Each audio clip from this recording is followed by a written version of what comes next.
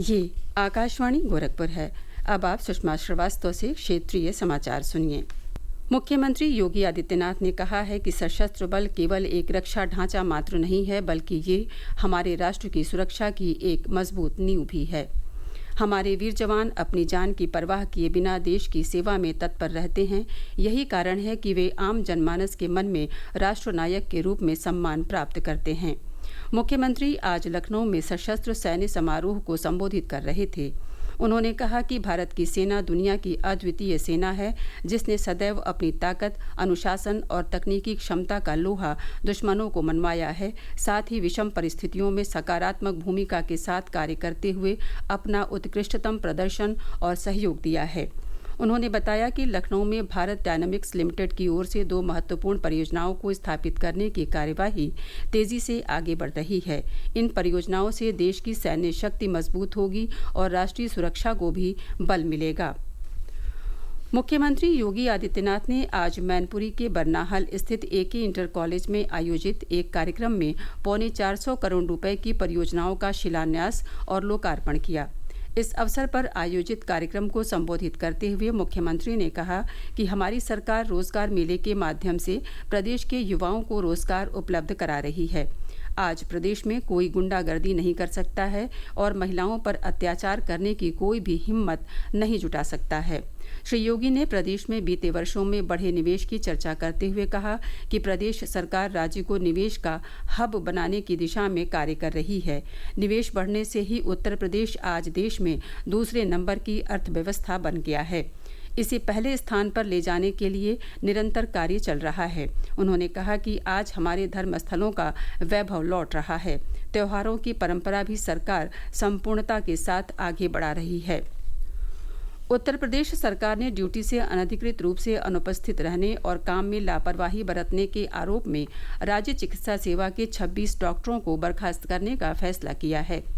सरकार ने कई चिकित्सा अधिकारियों की वेतन वृद्धि रोकने का भी निर्णय लिया है।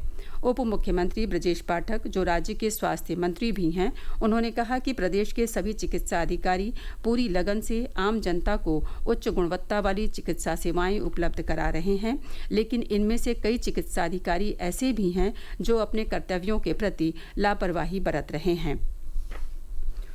उत्तर प्रदेश सरकार ने बच्चों पर भेड़ियों के हमलों की आशंका वाले क्षेत्रों में वन विभाग के अतिरिक्त कर्मचारी तैनात किए हैं। भेड़ियों के हमले वाले क्षेत्रों में 10 और टीमें तैनात की गई हैं। राज्य के वन मंत्री अरुण सक्सेना ने आज पीलीभीत और लखीमपुर खीरी में प्रभावित क्षेत्रों का दौरा किया। मुख्यमंत्री योगी आदित्यनाथ ने इसे लेकर एक दिन पूर्व विभागीय मंत्री और संबंधित विभाग के अधिकारियों के साथ बैठक की थी। बैठक में उन्होंने मानव वन्यजीव संघर्ष की घटनाओं को रोकने की स्थिति की निगरानी करने और घटनाओं के बढ़ने के कारण पर मंथन करने के निर्देश दिए थे। वृक्षारोपण अभियान एक पेड़ मां के नाम के तहत अब तक 52 करोड़ से अधिक पौधे लगाए जा चुके हैं। एक सोशल मीडिया पोस्ट में पर्यावरण, वन और जलवायु परिवर्तन मंत्री भूपेंद्र यादव ने कहा कि ये अभियान एक और मील का पत्थर साबित हुआ है। विश्व पर्यावरण दिवस के अवसर पर प्रधानमंत्री नरेंद्र मोदी ने इस अभियान की शुरुआत की थी। उत्तर प्रदेश माध्यमिक शिक्षा परिषद यूपी बोर्ड की हाई स्कूल और इंटरमीडिएट परीक्षा 2025 के लिए पंजीकरण की अंतिम तिथि 5 सितंबर है। इस तिथि तक छात्र छात्राओं के शैक्षिक विवरण यूपी बोर्ड की वेबसाइट पर अपलोड किए जा सकेंगे।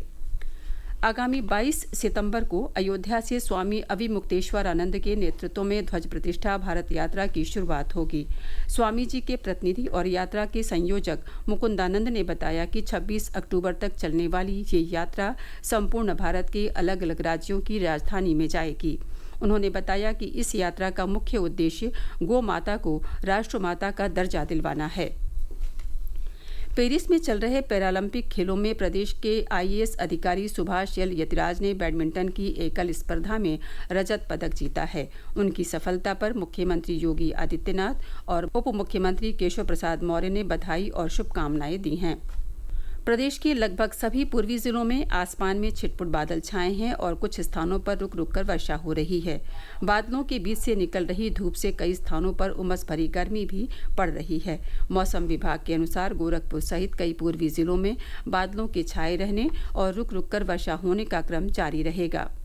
इसके साथ ही क्षेत्रीय समाचारों का ये बुलेटिन समाप्त हुआ। नमस्कार।